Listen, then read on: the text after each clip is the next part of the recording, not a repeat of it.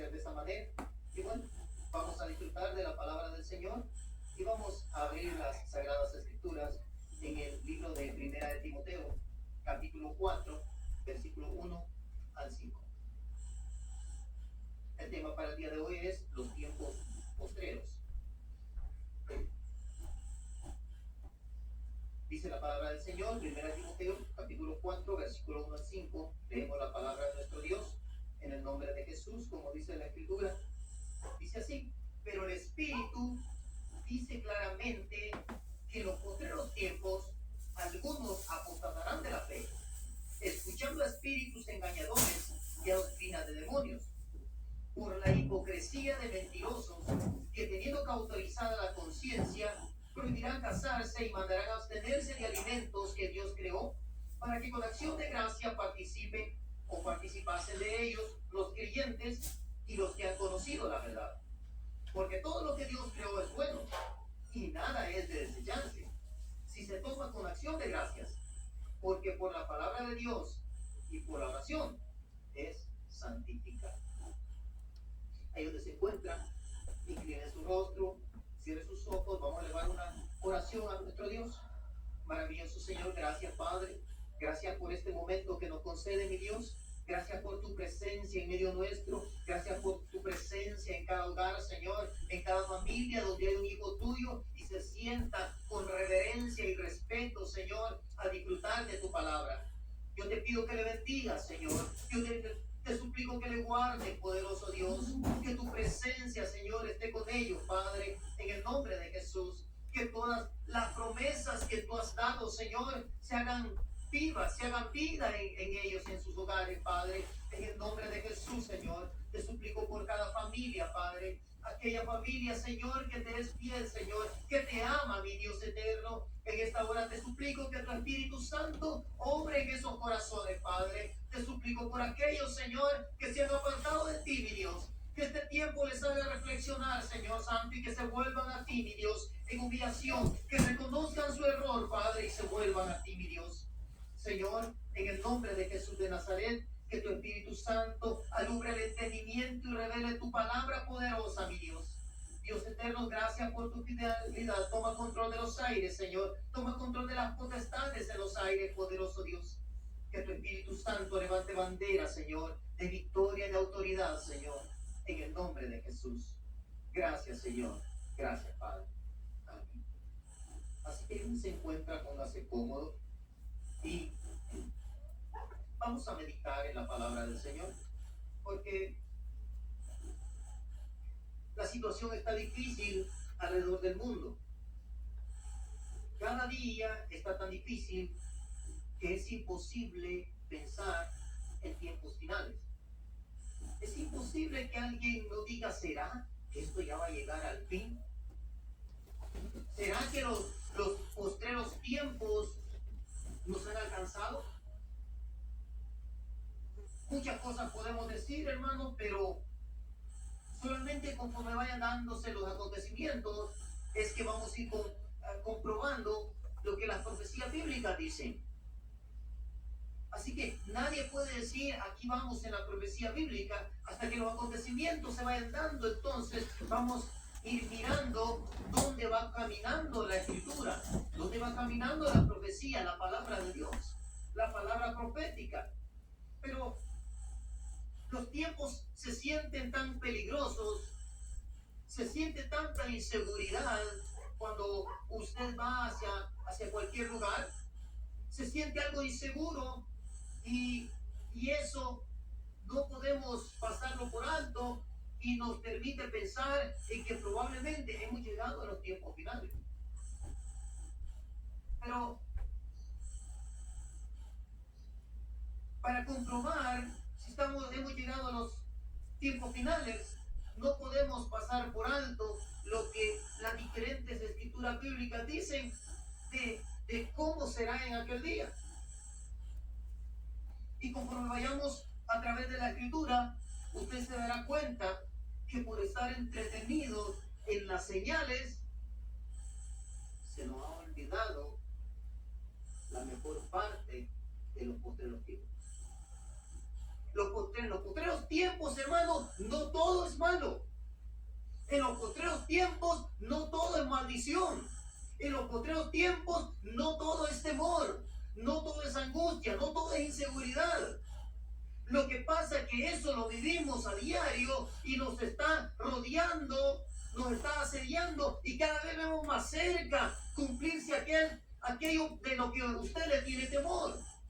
Y como lo ve cada día más cerca, primero lo vio que estaba en China, después lo vio que empezó a verse en América, después lo vio que empezó a verse en su país, después en su estado, después en su ciudad, y ve que cada día el cerco se va cerrando, y ahora que lo ve más cerca, entonces está preocupado.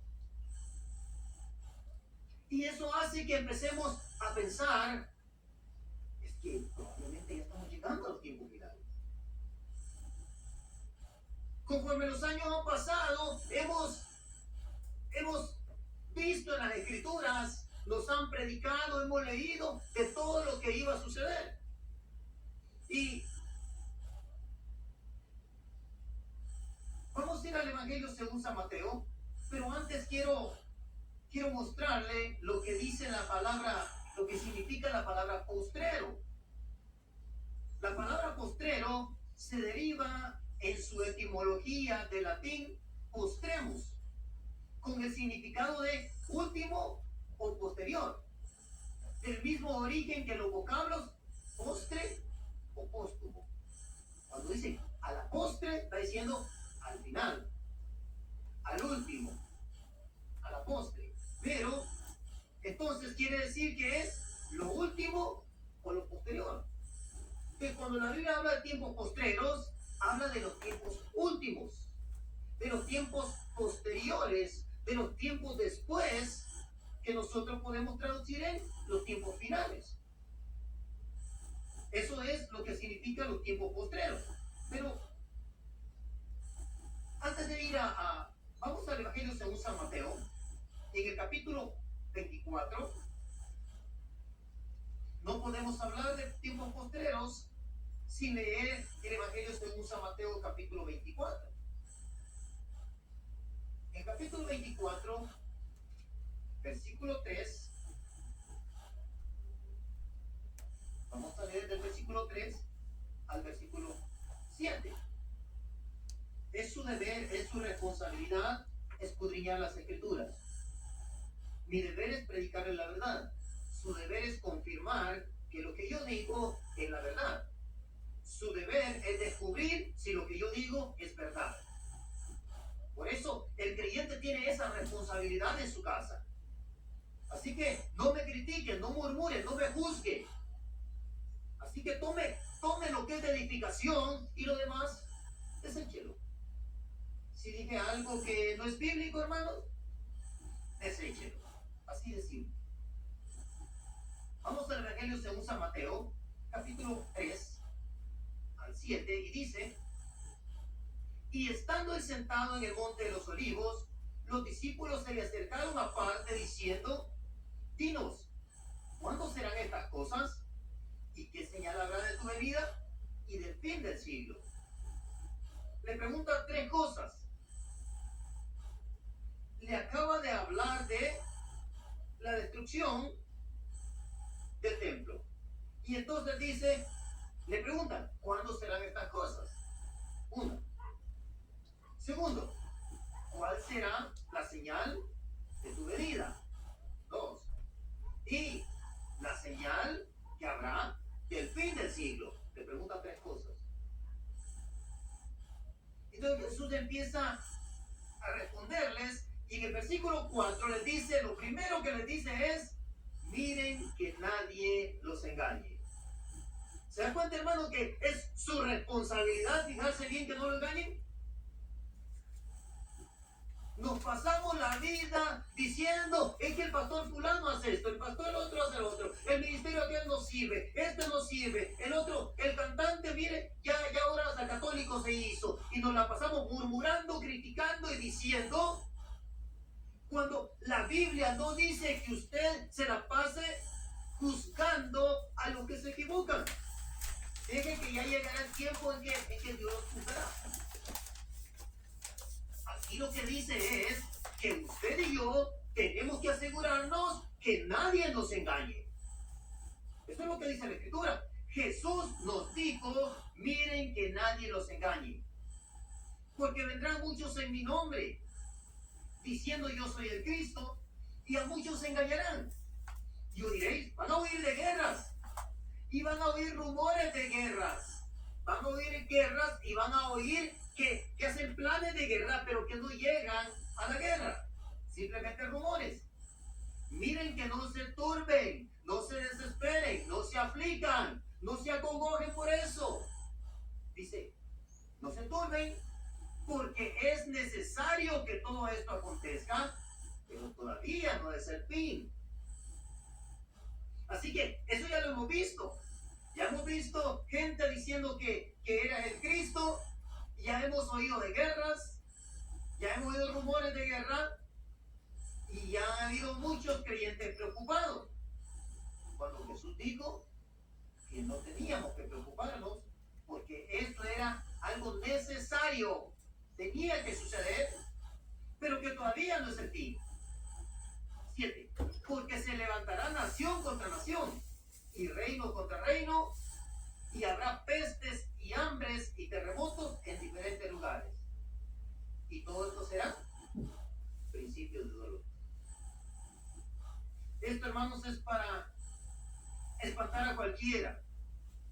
Por eso Jesús dijo, hey, fíjense que nadie los engañe.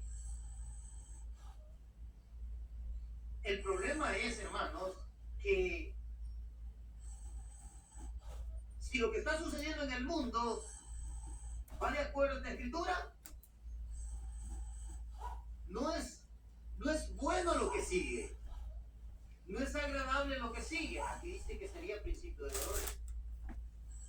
Y a través de los años hemos estado siguiendo las guerras, siguiendo los rumores de guerra y siguiendo aquellos que se dicen el Cristo. Cuando la Biblia nos dice que debemos de tener cuidado, porque eso hace que usted aparte la visión, aparte la mirada de su meta. ¿De hacia dónde va usted?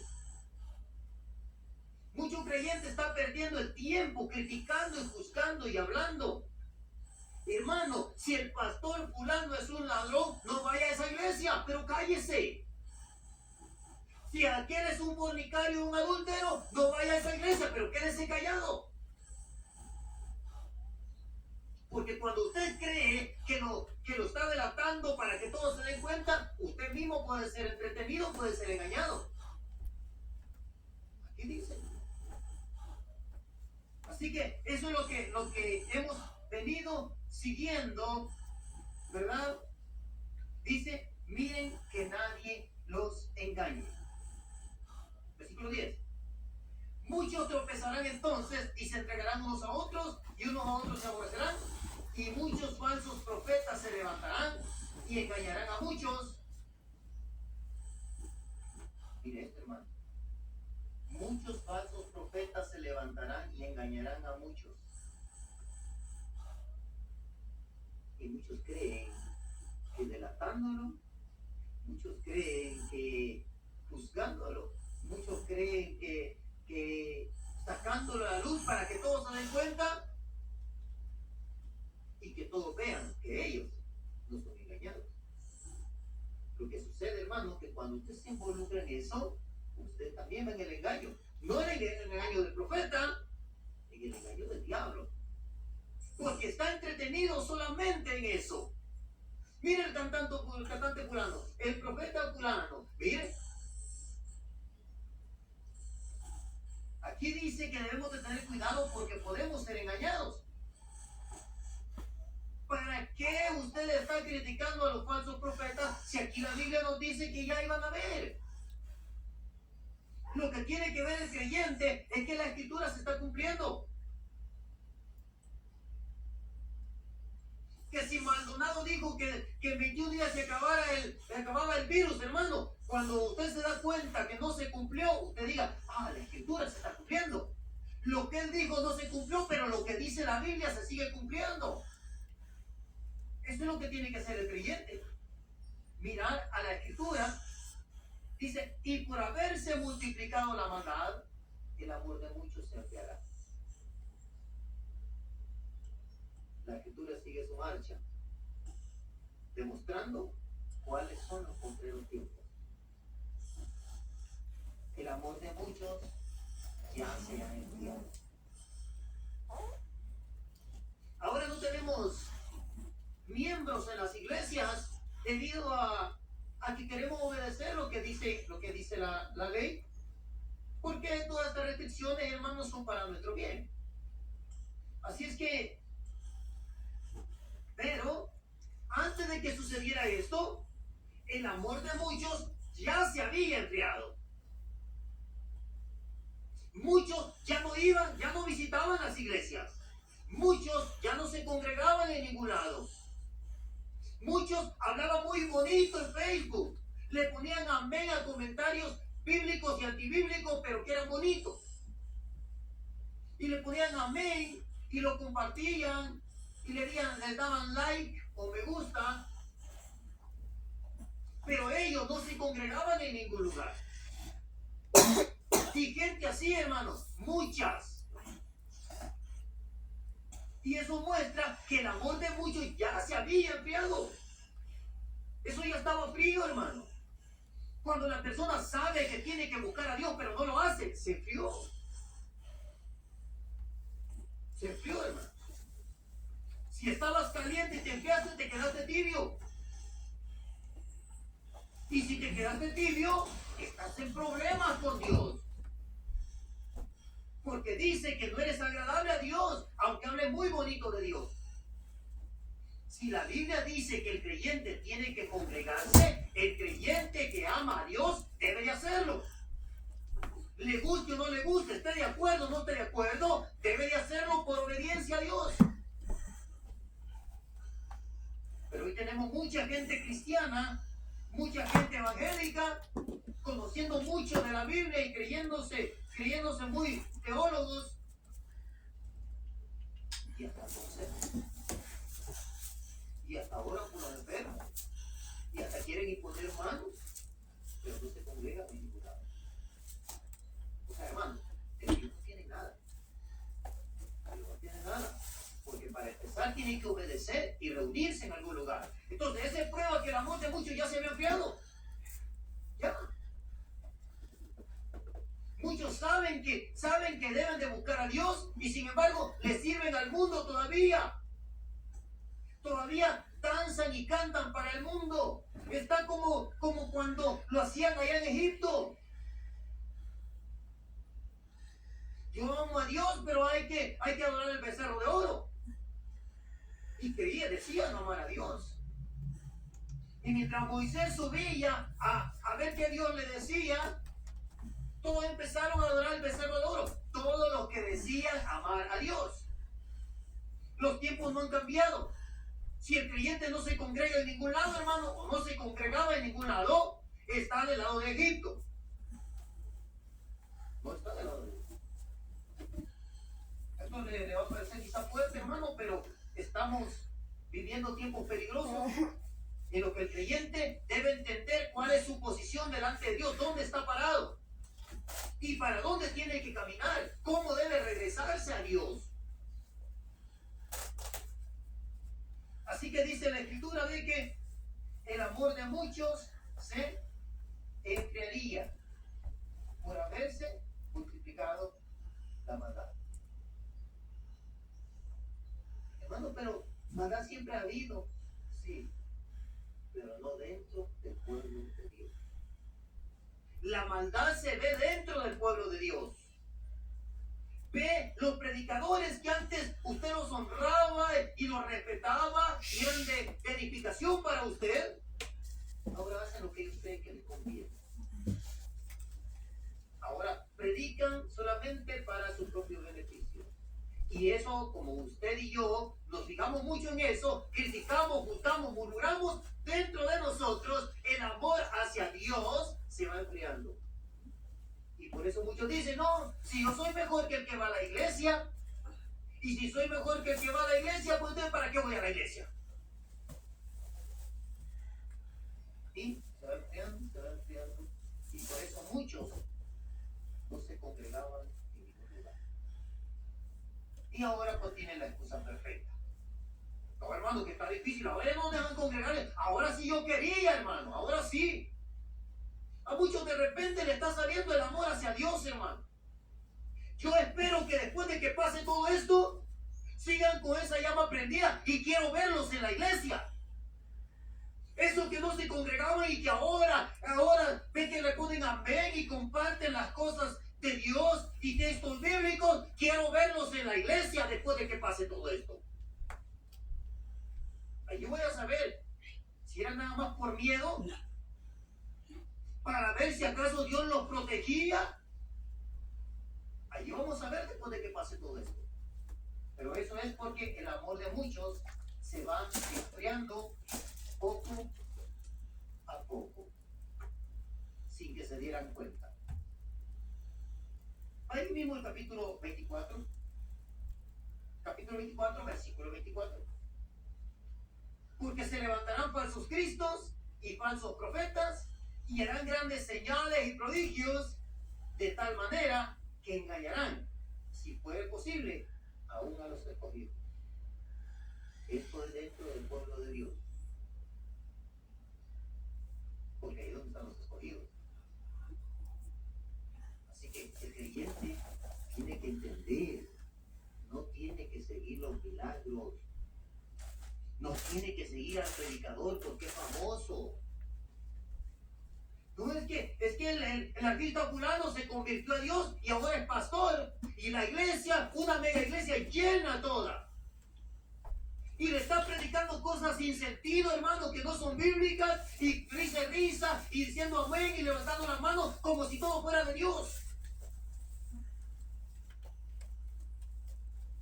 Porque van siguiendo al artista. Van siguiendo al artista, no van buscando a Dios. Van siguiendo al artista. Así es que. Pero esto dijo Jesús que eran tiempos postreros o tiempos finales. Vamos al Evangelio según San Lucas, capítulo 21.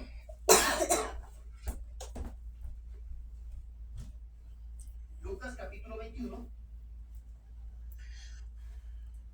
Y vaya al versículo 10 y 11.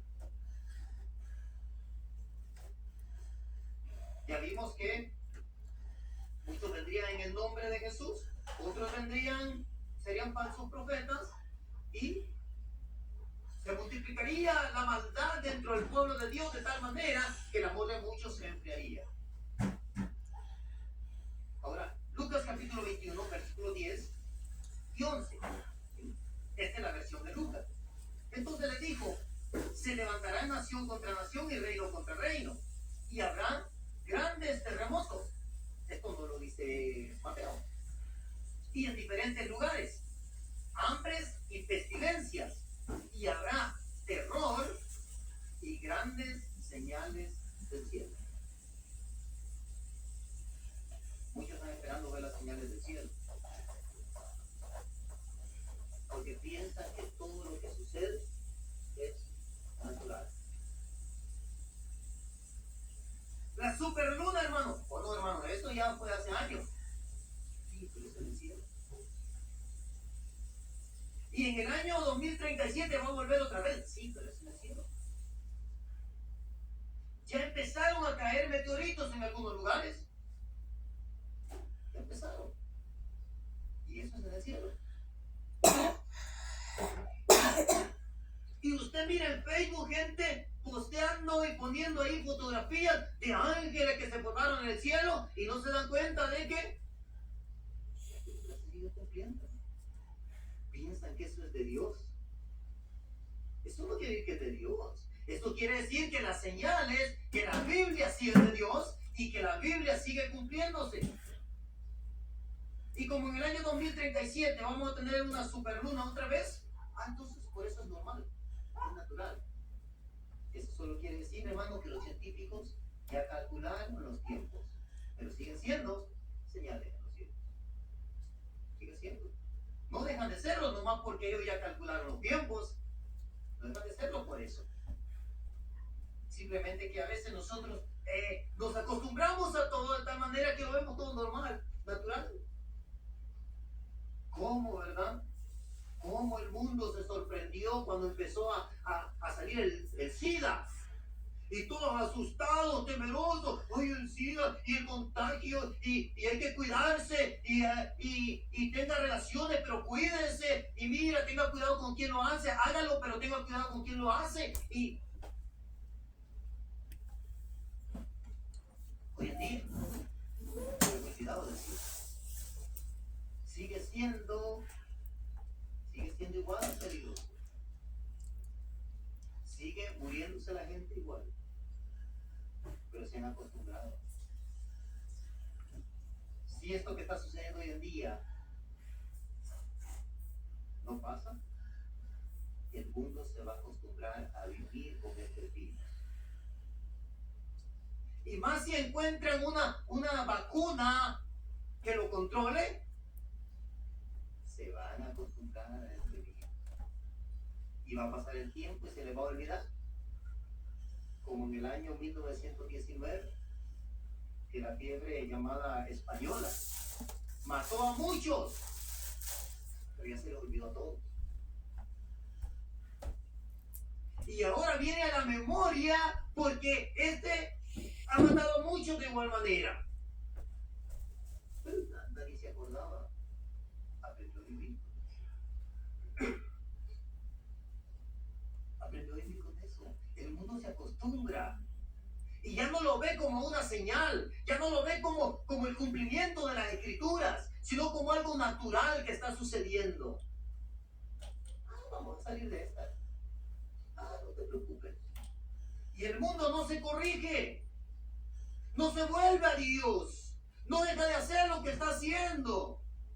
Está esperando que esto pase para irse a emborrachar, para seguir haciendo lo mismo que están haciendo. Y muchos llamados creyentes deberían de caer de rodillas. Todos los que conocen de Dios, que un día estuvieron en la iglesia, hermano, deberían de caer de rodillas, deberían de pedirle perdón al Señor, porque esto podría ser solamente el anuncio de que muy pronto volamos.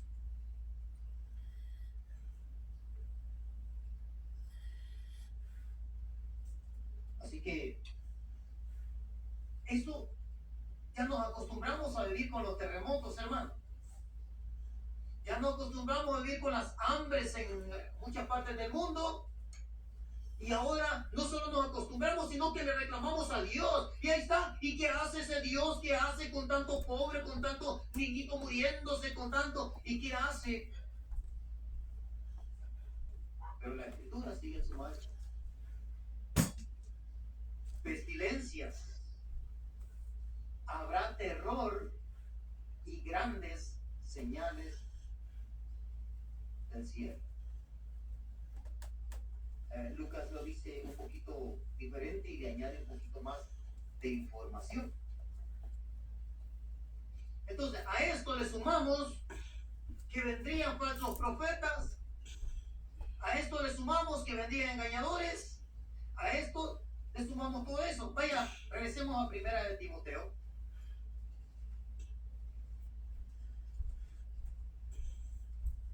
Primera de Timoteo, y vaya al capítulo 4.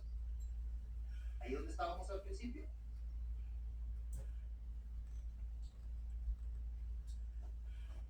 Capítulo 4, versículo 1 al 5. Pero el Espíritu dice claramente, el Espíritu de Dios es el que nos advierte. Esta es una advertencia. Que en los postreros tiempos, que dijimos que eran los últimos tiempos, que en los últimos tiempos algunos apostatarán de la fe. ¿Quiénes apostatarán de la fe? Gente que dice ser evangélica, gente que dice amar a Dios, gente que dice predicar la verdad. De ese tipo de gente van a apostatar de la fe. ¿Qué es apostatar de la fe? Sigamos leyendo. Dice, algunos apostatarán de la fe. ¿Cómo se apostata de la fe? Escuchando espíritus engañadores y a doctrinas de demonios. Ahí le va, hermano, ahí le va el bombón del amor, mire, déselo y va a ver que la conquista. Ay, pase aquí por abajo del manto sagrado y verá que toda la bendición la recibe. Mándeme la ofrenda y yo le mando la bendición desde aquí, hermano, y verá que usted es bendecido. Es más, va a ser prosperado. Es más, desde acá le profetizo que viene en camino un nuevo negocio. Y empiezan a decir y así cada barbaridad. ¿Y por qué son doctrinas de demonios? Primero, porque Dios no lo dijo. Segundo, porque es mentira. Tercero, porque está engañando a la gente. Está engañando a la gente. ¿Saben? Alguien puso en Facebook que dónde estaban las profetas que hacían mucha sanidad, que ahora no estaban en Nueva York. ¿Tiene razón? ¿Tiene razón? Yo hasta también lo preguntaría. A ver, ¿dónde están esos? Esos llamados de Dios que pueden sanar a cualquiera. Ahí tiene la gran bendición. Esos llamados de Dios que hacen que Dios sane.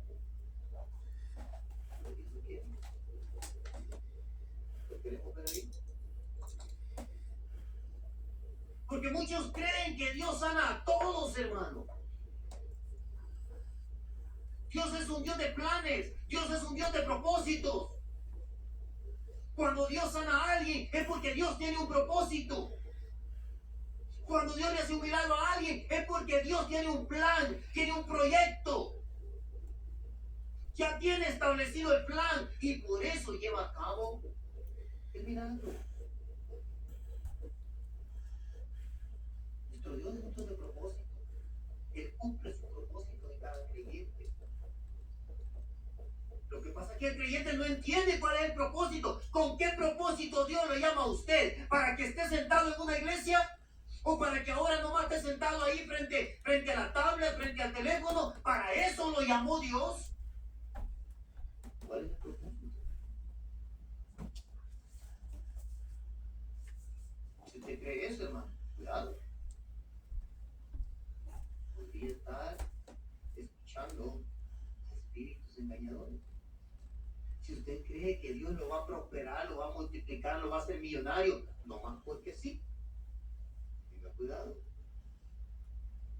Hay un predicador que ya ni el nombre lo voy a decir, ya lo conoce. Dijo que antes de la venida del Señor, todos los creyentes evangélicos íbamos a ser millonarios.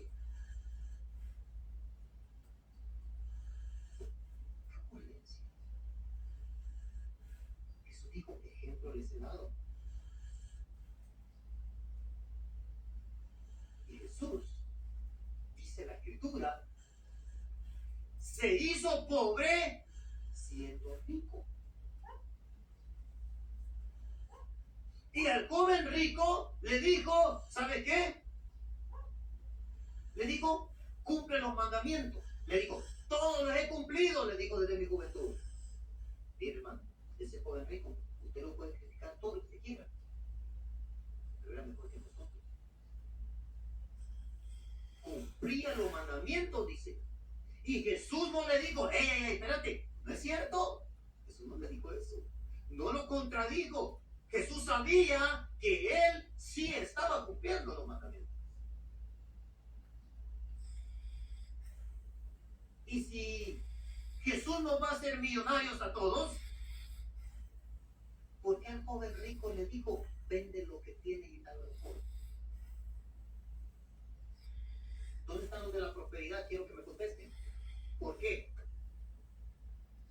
¿Por qué? ¿Por qué Jesús dijo, vende lo que tienes y dale al pobre? ¿Y por qué dice que Jesús, siendo rico, se hizo pobre? Y nosotros no fuimos enriquecidos con su riqueza. Fuimos enriquecidos con su pobreza. Biblia dice que Él se hizo pobre siendo rico y nosotros fuimos enriquecidos con su pobreza. Con su pobreza nosotros fuimos enriquecidos. Con la humillación de Jesús nosotros fuimos enriquecidos. Con el sufrimiento de Él nosotros fuimos enriquecidos.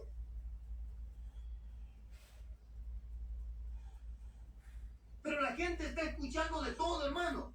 Y hay quienes se la pasan buscando en YouTube a ver dónde está el otro predicador, a ver qué dice el otro, y se la pasan llenándose de cada información y después se encuentran confundidos. Y después no van ni a una iglesia ni a otra. No, hermano, aquí en la iglesia no predican como yo creo. Y como la iglesia donde predican como yo creo nomás está en México, entonces yo me espero hasta que regrese a México. Y hay gente esperando regresar a México para poder congregarse en una iglesia, escuchando a espíritus engañadores. ¿Y por qué hoy en día se escucha más de ser engañado que antes? Porque hemos llegado a nuestro tiempo. Aquí dice que el Espíritu de Dios dice claramente que en los postreros tiempos sucedería esto, que en los tiempos finales sucedería esto, que apostatarían de la fe, que el problema lo encontraría usted en las iglesias evangélicas, que los errores los encontraría ahí.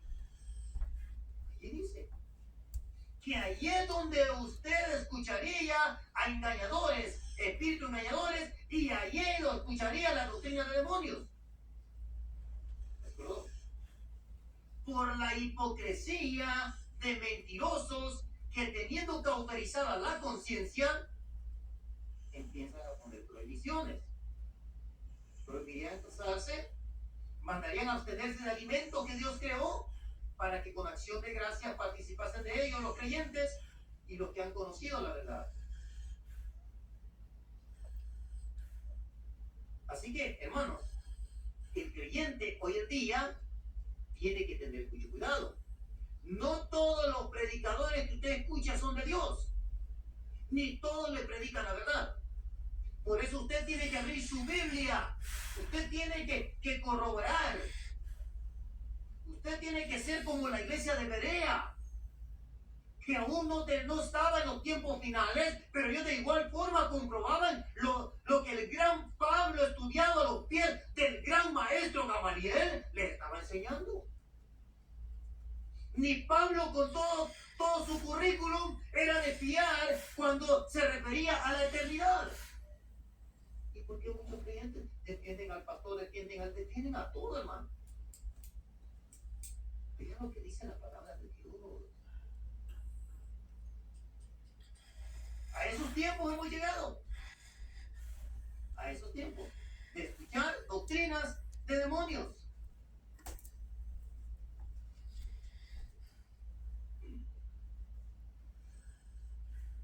Vamos a 2 Timoteo, la segunda carta de Pablo a Timoteo, y vayan al capítulo 3.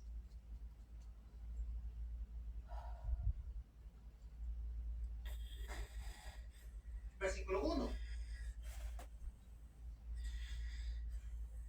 También debes de saber esto, que en los postreros días, que en los últimos días, vendrán tiempos peligrosos.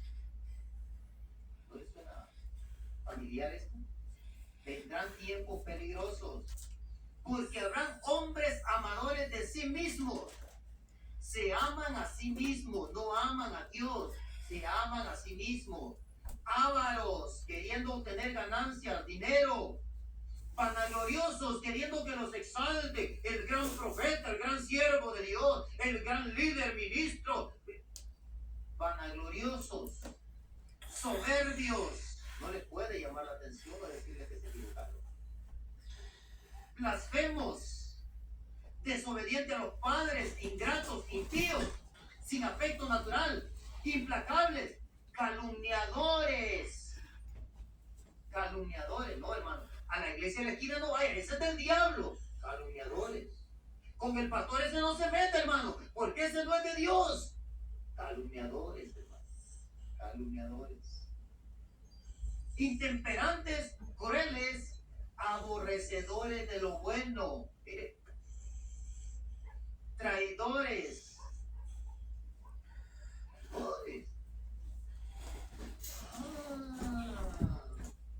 Con razón hay tantas iglesias divididas. Iglesia dividida, ¿qué quiere decir? No, hermano, que hay un traidor, no. Llegamos a los tiempos finales, ese es el tema.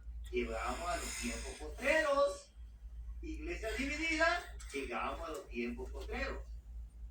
Porque aquí dice, en los postreros días habrá gente traidores, impetuosos, infatuados, amadores de los deleites más que de Dios,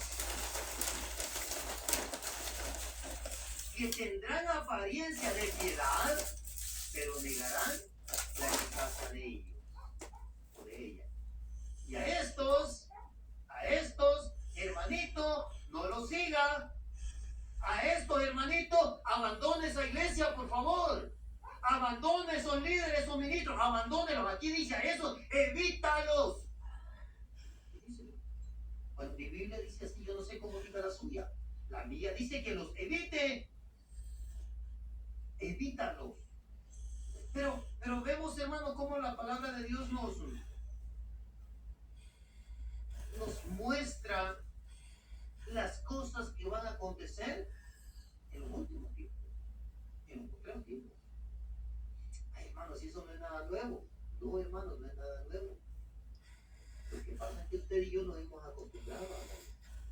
Y ahora, en lugar de darse cuenta que estamos en tiempos finales, se agarra nada más diciéndole al ministro, al pastor, y degradándolo e insultándolo muchos, creyendo que son muy espirituales cuando lo insultan y no se dan cuenta que son igual que ellos. Porque el creyente fue llamado a dar bendición. A dar bendición. Eso nada más. Así es que cuando usted se dé cuenta de esto, hermanos, no es el momento para que usted lo ponga en Facebook y diga, mire, este es el pastor fulano, un traidor, traicionó la iglesia, es sucio, inmundo y feo. Hermano, espérense, deje lugar a la ira de Dios. Tranquilo, tranquila, hermanita, cálmese, quieta. Apacíguese. Deje que Dios sea el que busque. Deje lugar a la ira de Dios. Por eso muchos creyentes no le congregan, porque dicen, no, si yo soy mejor que ellos, se comparan con los malos y resulta que ellos son muy buenos. Se comparan con los pecadores y resulta que ellos son muy santos. Pero cuando se comparan a Dios, se dan cuenta. Nuestro ejemplo a seguir, hermano, es en la esquina. No es el predicador famoso, sino que es Jesús de Nazaret.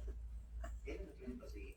Entonces, cuando yo voy a hacer algo, me tengo que comparar a Él y me doy cuenta mis errores, me doy cuenta dónde estoy fallando, y entonces me doy cuenta lo que tengo que cambiar. Esto es lo que tiene que hacer el verdadero creyente. Porque hemos llegado, dice Pablo, le dice a Timoteo, le dice que en los tiempos finales serán tiempos peligrosos. Vamos a ver qué dice Pedro. Vaya segunda carta de Pedro.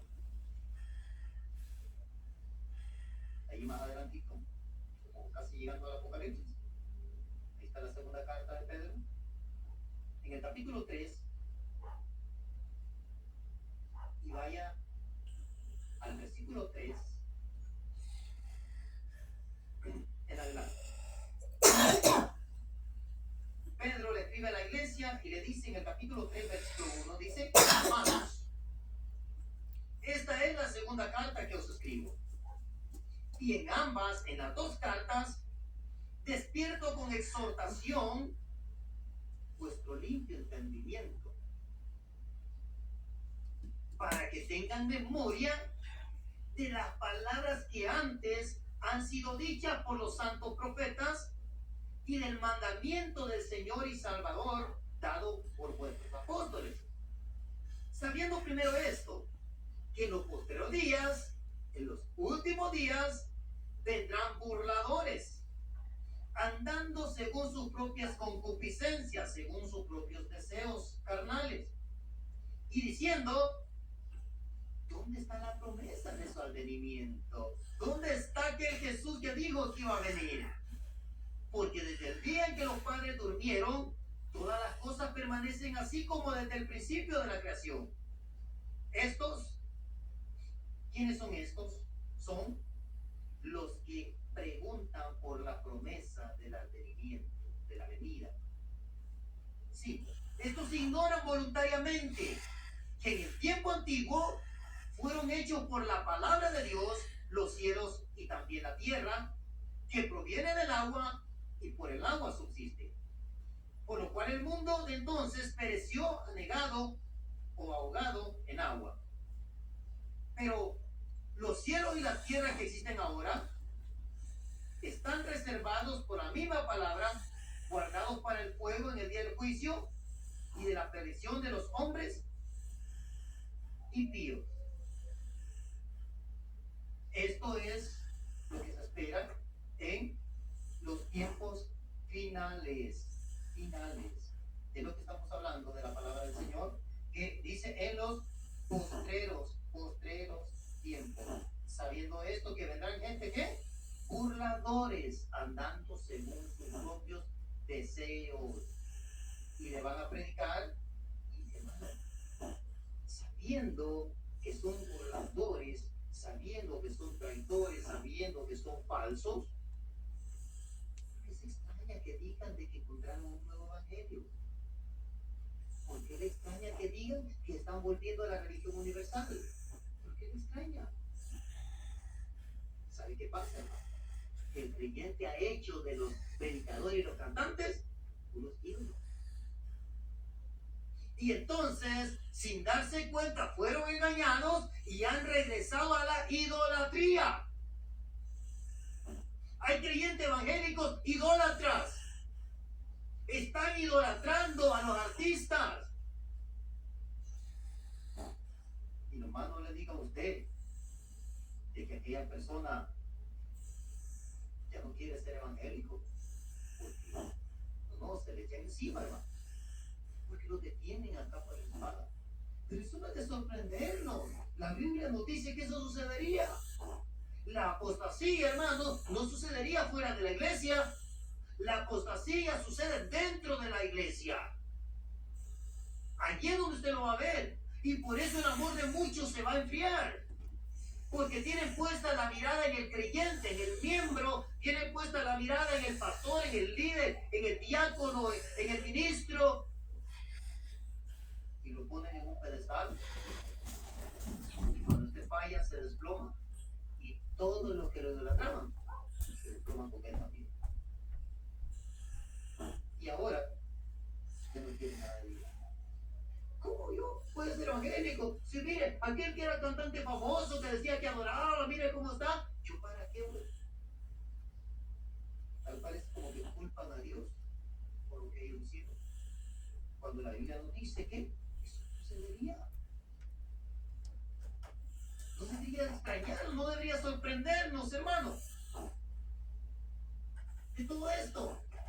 Y el creyente está perdiendo el tiempo mirando hacia los que fallan, hacia los que se equivocan, hacia los que traicionan, hacia los mentirosos. Y no se da cuenta que en los postreros tiempos no todo iba a ser malo. Habían cosas buenas que el creyente no solo ha olvidado, sino que no las está pidiendo, no las está buscando. Vamos a hablar de Joel, capítulo 2. Joel, después de Oseas y antes de Oseas, Joel. Después sigamos Joel, capítulo 2. Y hermano, esta es una profecía para los últimos tiempos. Joel Joel capítulo 2, versículo 28.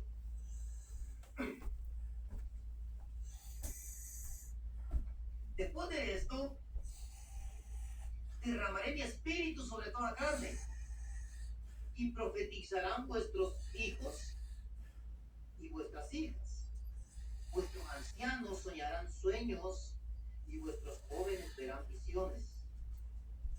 Y también sobre los siervos, sobre las siervas, derramaré mi espíritu en aquellos días. Hermano, ¿qué me habla usted de Joel? El profeta Joel está hablándole al pueblo de Israel, hermano. Perdón, hermano, aquí dice, derramaré mi espíritu. ¿Sobre quién dice? Sobre toda carne, dice. No está diciendo sobre los judíos, sobre los israelitas. No está diciendo sobre la tribu de Efraín, sobre el reino del norte y el reino del sur. No está diciendo nada de eso. Está diciendo sobre toda carne. Hermanos, y esto es para nosotros también. Vamos al libro de los Hechos.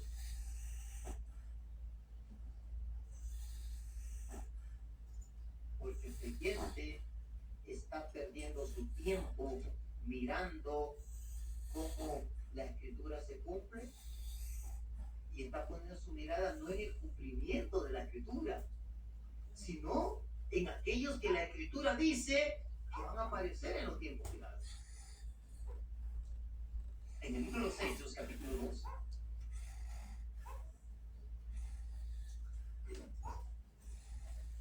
Y vamos a ir al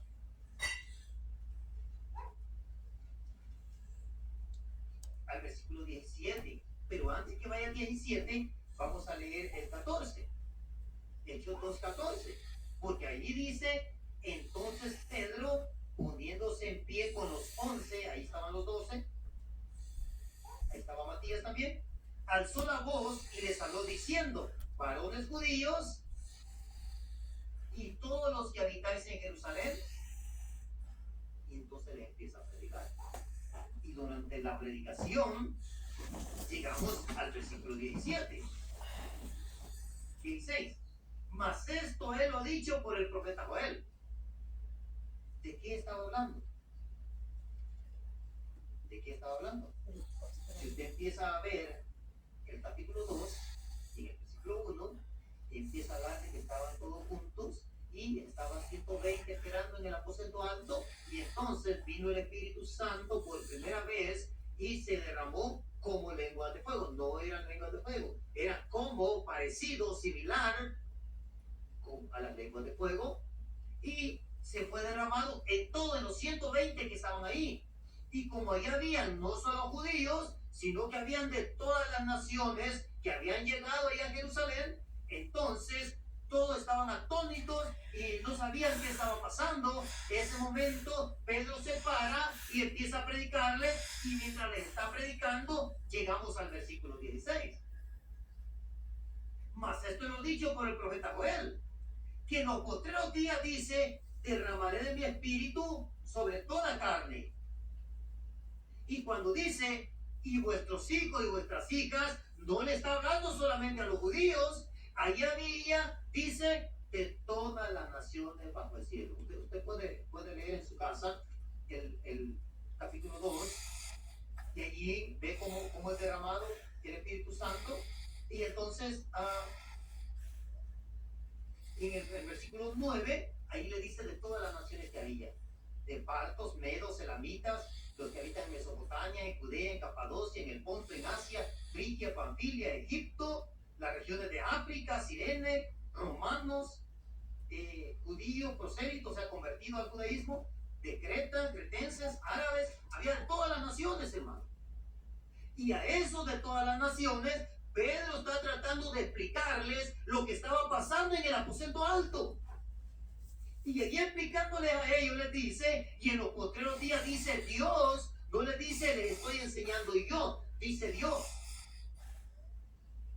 derramaré de mi espíritu sobre toda carne, y los hijos suyos, los hijos de los cretenses, los hijos de los egipcios, los hijos de todas las naciones bajo la tierra, ellos, vuestras hijas y vuestros hijos profetizarán. Vuestros jóvenes verán visiones, vuestros ancianos soñarán sueños. ¿Y saben qué está pasando? Recuerden, mire, dice, versículo 17, en los postreros días. En los postreros días. Ahora, hay algo aquí que llamar la atención. Los postreros días empezaron ahora. Los postreros días empezaron en el aposento alto. Es lo que está diciendo ahí. En los postreros días, dice Dios. Mire, 16. Esto es lo dicho por el profeta Joel. Y en los postreros días derramaré de mi espíritu sobre toda carne. Los postreros días empezaron en el aposento alto. Al menos en cuanto a la profecía de Joel. Ahí empezaron los últimos tiempos. El reloj de Dios empezó la cuenta regresiva en el aposento alto. Y empezó. Por eso dice, en los postreros días, dice Dios, derramaré de mi espíritu sobre toda carne. Y vuestros hijos y vuestras hijas profetizarán. El creyente no está buscando que la escritura esta se cumpla en sus hijos. No se está preocupando. El creyente no lo está pidiendo, no está orando, no está clamando.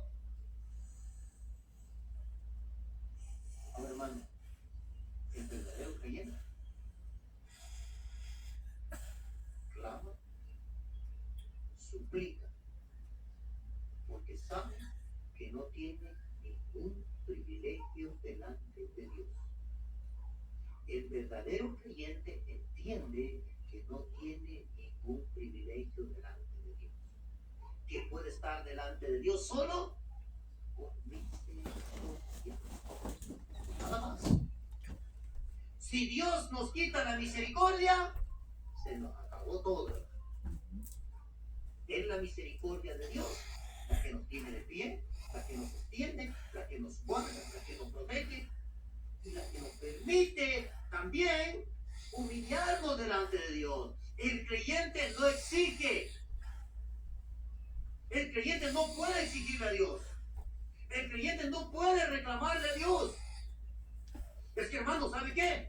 Usted es hijo de Dios, reclame la promesa, no le reclame nada a Dios, hermano, es un error.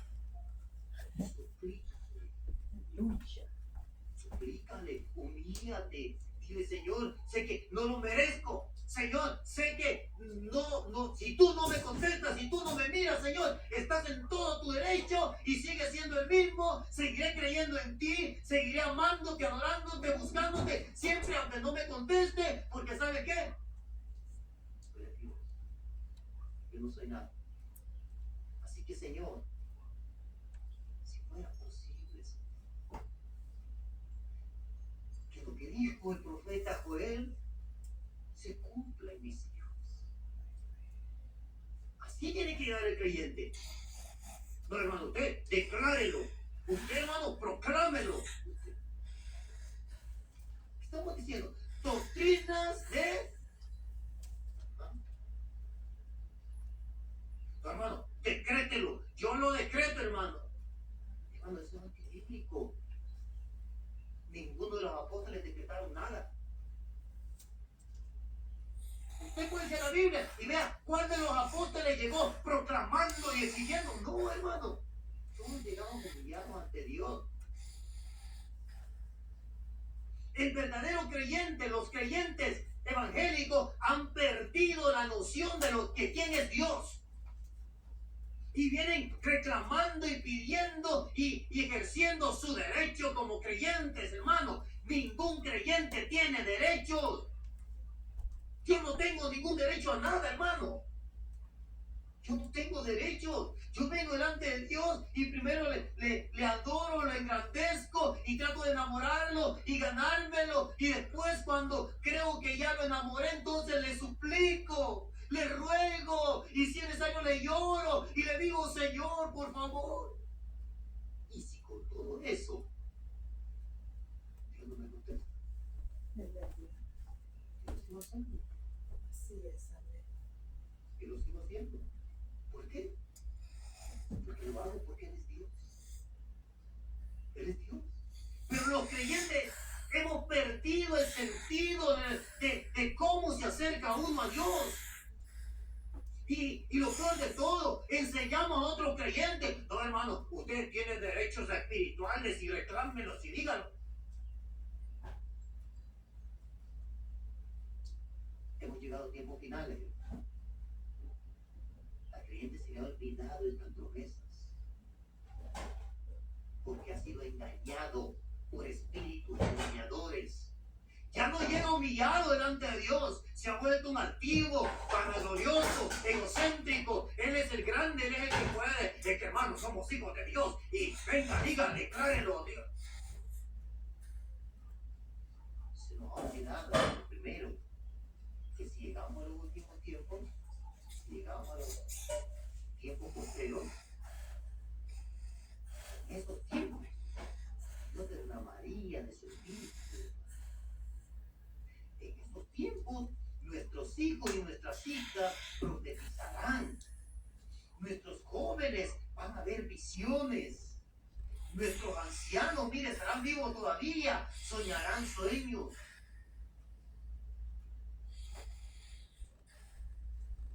Eso ni lo estamos buscando, ni lo estamos deseando. Estamos entretenidos diciendo, hoy hemos llegado a los últimos tiempos, arrepiéntete pecador, y empezamos a darle con todo a los pecadores. ¿Cuándo va a venir humillado delante de Dios? Porque son los tiempos finales. Señor, cumple esta promesa, por favor, Señor. Por favor, cumple esta promesa para mis hijos. Que nuestros ancianos, mira, que vivan hasta que sean ancianos, y que aún siendo ancianos tengan sueños, y que seamos edificados con esos sueños que tengan. Si alguien sueña, lo que diga. Si un joven se quiere volver a Dios, le caen con todo encima. No, mírenlo, consérvenlo, porque va a querer meter el mundo a la iglesia, hermano. En lugar de tenderle la mano, nosotros vamos al revés. Vamos al revés. Estamos venciendo espíritus engañadores. Y después nos quejamos por qué no hay jóvenes en la iglesia.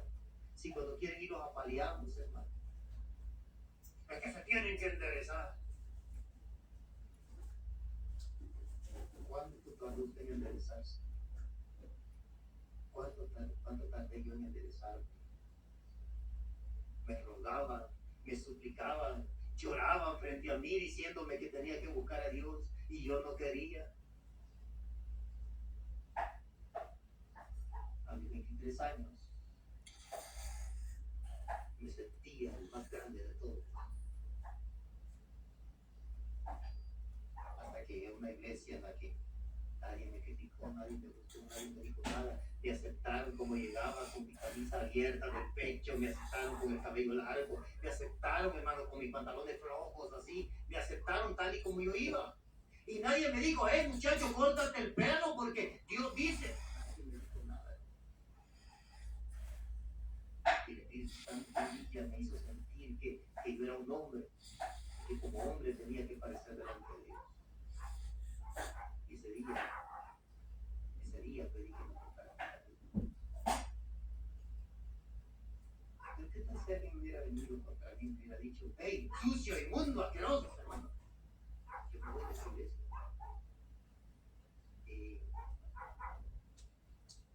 Y yo les pediría cuenta a ellos. Voy a estudiar el trabajo de Dios. Aquí dice, hermano, aquí dice que estos últimos días no es tiempo para que ustedes murmure, critique, ofende y ataque a los demás. Estos no son tiempos para eso, hermano. Este es tiempo para venir humillado delante de Dios.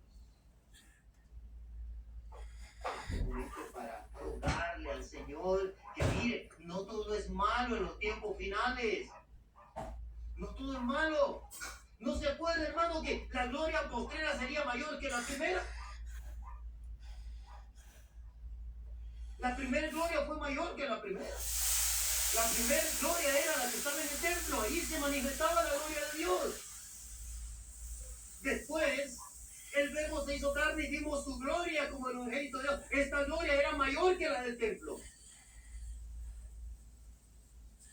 Y la gloria que estaremos viendo en tiempos finales será mayor. Bien, dijo Jesús. Dijo, cosas mayores que estas. Porque la gloria cumplirá. Igual que la primera. Y aquí dice que en los últimos días, dice Dios, derramará el Espíritu sobre toda carne. Y sus hijos, sus hijas van a profetizar. Si algo tiene que declarar usted, es que usted tiene un profeta en su casa. Es que usted tiene un líder en su casa. Es que usted tiene un ministro en su casa. No, hermano, pero es que no conoce a mi hijo, mire cómo es.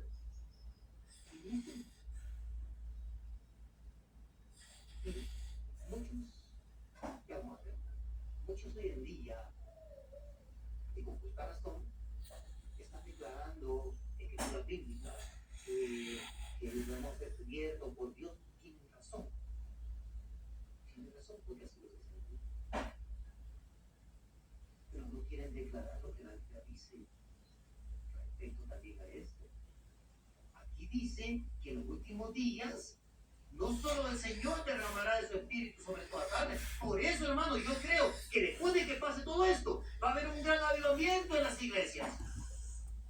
Yo creo que se van a levantar muchos jóvenes. Yo creo que se van a levantar después de que pase todo esto, va a haber un avivamiento en las iglesias. Y aquí dice que vuestros hijos y vuestras hijas profetizarán. Vuestros jóvenes verán visiones y vuestros ancianos soñarían sueños. Eso es lo que tiene que estar haciendo el creyente. En lugar de estar bien, ¡ay, Señor, guárdanos de la pandemia! Olvídese de eso, hermano. La Biblia dice que sería guardado, ok, punto, créanme, ya, estuvo. Si usted lo cree, está bueno, ya lo creyó, ok, está bien. Es que Señor, tú me dijiste, Salmo 91 dice, y por eso tú me dijiste. Tú... Dice Dios, sí, dije. Es que tú me dijiste. Sí, yo te dije, vale. Te voy a cumplir, pero sí. Es que tú me dijiste. En lugar de eso, deje que las cosas pasen, se crea lo que Dios dice, crea la palabra de Dios y empiece a pedirle al Señor esto. Pero venga delante de Dios como quien no tiene derecho, como quien no tiene nada, como quien lo único que merece es que Dios le dé una cachetada y que le diga, ¿sabes qué? Vete de aquí. Ay, hermano, ¿cómo es posible? Sí, hermano, eso es lo que merecemos. Nosotros merecemos el rechazo de Dios. Si es su misericordia la que nos permite que entremos hasta el lugar santísimo, es solo su misericordia. Pero en lugar de estar haciendo las cosas al revés, en estos últimos tiempos, doble sus rodillas y empiece a decirle al Señor que si fuera posible, Señor, si es que tienes misericordia para conmigo, Señor, por favor, yo quiero esto para mis hijos. Yo quiero esto para mis ancianos, que mis padres, mis abuelos profeticen, Señor, que mis... ¿Y por qué no lo hace? Porque está mirando la profecía cumpliéndose. Ay, mira el pastor fulano traidor. Mira el otro se fue. Mira el otro se llevó el dinero. Mira el otro mentiroso. Mira el otro profetizó, no se cumplió. Y él está enfermo. Y la gente tiene tiempo en YouTube buscándole.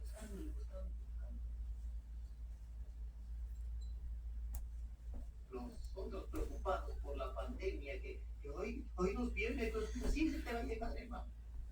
Mientras digan no viene, te va a llegar.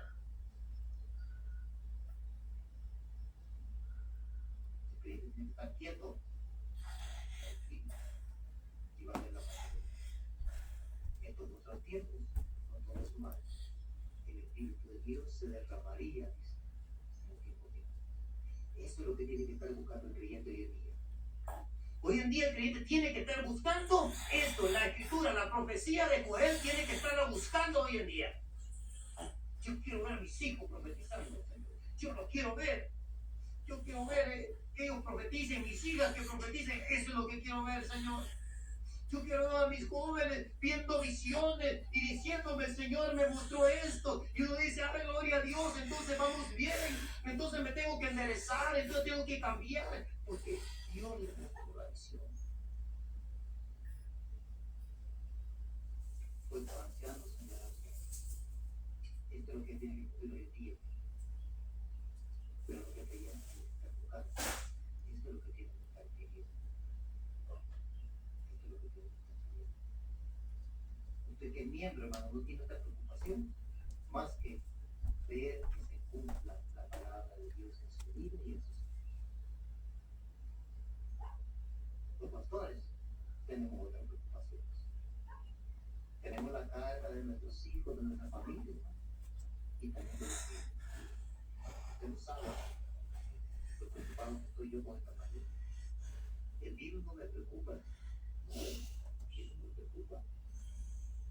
Sí, yo sé que no me va a dar porque la Biblia dice, y que si me da, te voy con el Señor, o sea, no hay ningún problema. Pues no pasa nada. Dios sigue siendo Dios. Si a mí me da y me voy con el Señor, Dios sigue siendo Dios, no pasa nada. ¿Verdad? No hay ningún cambio, Él no tiene luz ni sombra de variación, sigue siendo el mismo.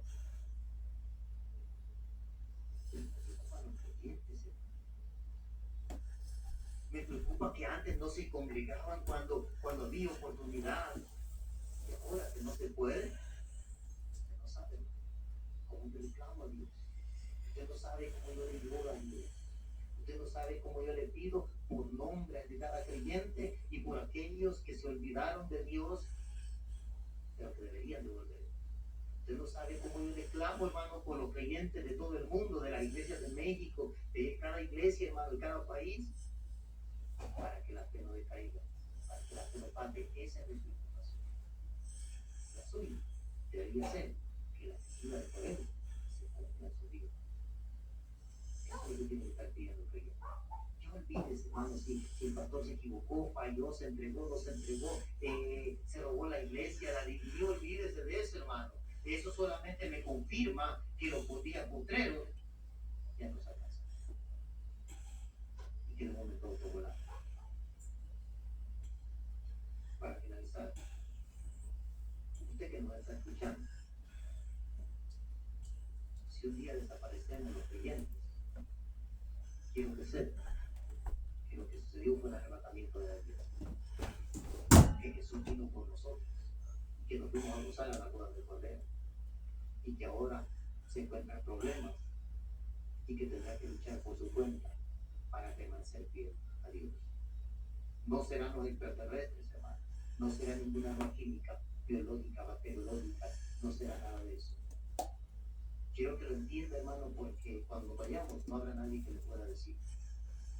Ahora que usted puede, que tiene vida, busque que las promesas de Dios se cumplan en su vida y en sus hijos, para que juntos nos vayamos a gozar a la boda. Así que, hermano, esto es lo que tiene que estar haciendo el creyente, clamando, gimiendo, llorando, humillándose delante de Dios. Y veremos cambios en el mundo. Porque cuando la palabra de Dios se muestre a través de la profecía bíblica, hermano, no habrá nadie que podrá oponerse a la palabra de Dios. Veremos gente doblegada, veremos gente humillada, veremos gente incrédula creyendo a la palabra de Dios. Así que, hermanos, esto es lo que tiene que estar clamando el creyente. Ya olvídese del virus, olvídese de la enfermedad, hermano. Deje que los que se van a quedar aquí se preocupen de eso. Usted siga las instrucciones, obedezca la ley, obedezca todo, hermano. Pero ¿sabe qué? Deje de preocuparse de eso.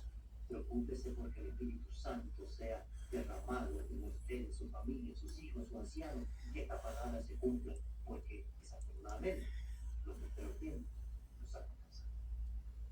Vamos a orar. Maravilloso Dios, gracias, Padre. Gracias, Señor. Gracias por tu palabra, gracias por tu presencia, Padre.